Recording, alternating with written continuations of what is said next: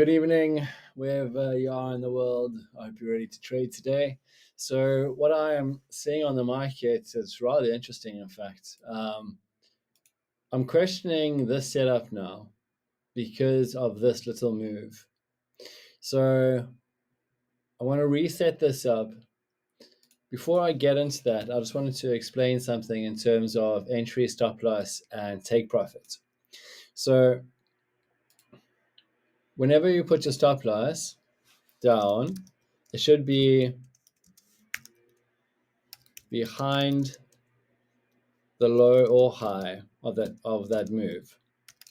Okay, this is a tutorial in itself, in the sense that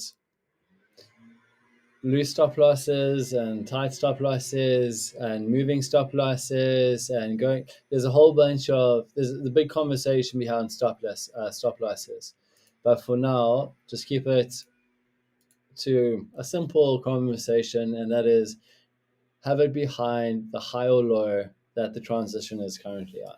All right. That's stop loss. Your entry for me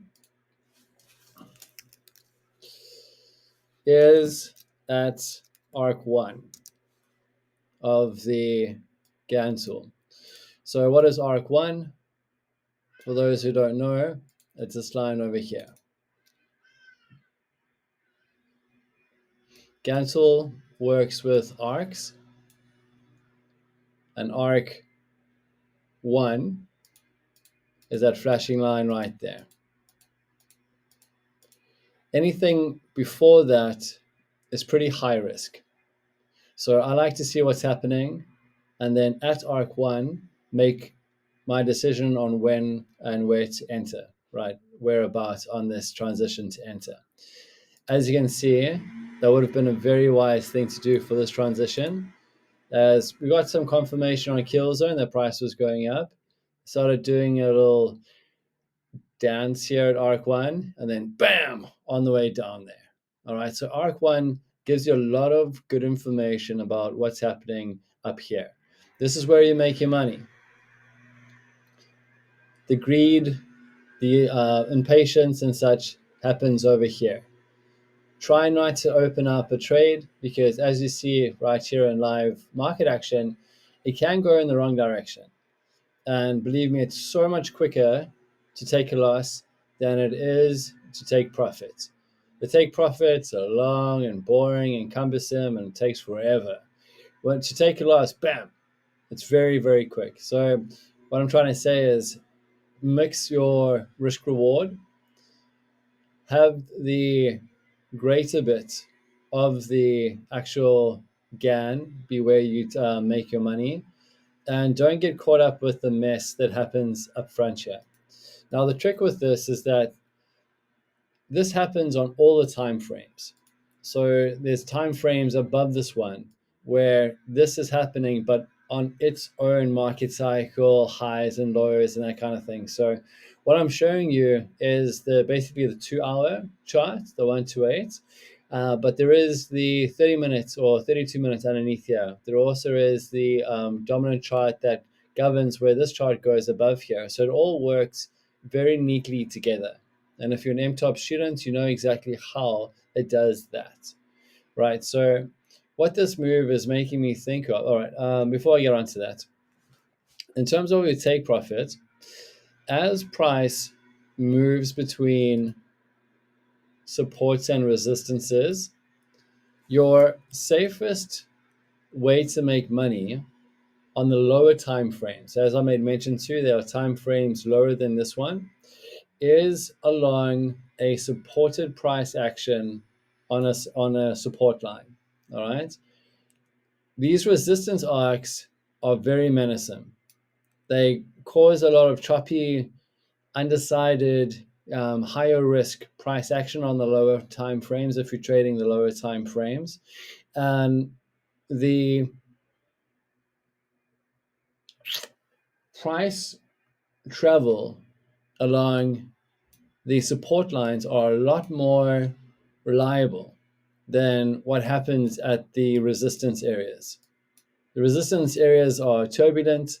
and the support lines are obviously supportive. So you want to, on the lower time frames, try and get into a position at a resistance once it's cleared and it's confirmed and everything looks good, and then ride the support line on the higher time frame to the next resistance and take your profit there, all within ratio and everything on the lower time frames. And then once it's got through the mess, do the next, and then potentially do the next if it's going to go all the way to the end. So that's a very good way to make money, considering risk reward ratios, your account, over trading, and so on and so forth. There's actually a lot I can say about that, but that's covered in the course, so I'm not going to do information overload here. What I am going to try out, though, is something that is really weird. Just from the formation of this market, just this consolidation area over here, is put a bit of doubt into the setup purely because of this big move down, and see how it's breaking structure. When I see price action break structure, I know the market's trying to tell me something. Before I get into the reset up, the worst part about trading is flatline action, this ranged action. It's the worst. Nice long moves are great. Nice long moves are great. But this ranged action over here, it is the worst. It's high risk. It's having a stop loss hit. It's low market action. It's a bunch of it's difficult. It's really difficult, and something I've always really hated, to be honest. But the market is the market, so it's something you just got to work with. So to that, I'm going to do something a little bit out of character in a sense of how the market is set up. I'm a bit doubtful at the same time, but I'm just going to have a look at it to see whether or not it works. So let's take these transitions out, and let's bring this, including all of this unnecessary market crawl. When I say unnecessary, it's necessary to the market, but quite undesirable. I should have used the word undesirable. So I'm going to bundle all of this undesirable market action into this transition just to see what that looks like. Because again, you got to listen to the market, and when it tells you things, maybe it's potentially worth having a new look at things. So then I'm going to connect this low to this high, and just for interest sake, put down the next transition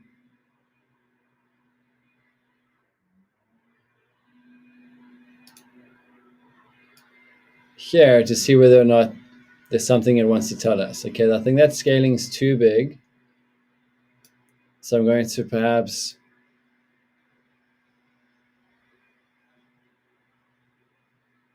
dial it back a bit. Maybe it's about there.